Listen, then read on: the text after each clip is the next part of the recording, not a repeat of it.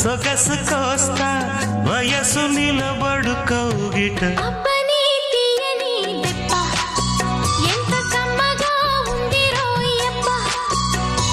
అమ్మ నేనున్న నీ బుగ్గ ఎంత లేతగా ఉన్నదే మొగ్గ పురుషుల్లో నా పుంగవా పులకింతుస్తే ఆగవా వయ్యారాల వెల్లువా వాటేస్తుంటే వారే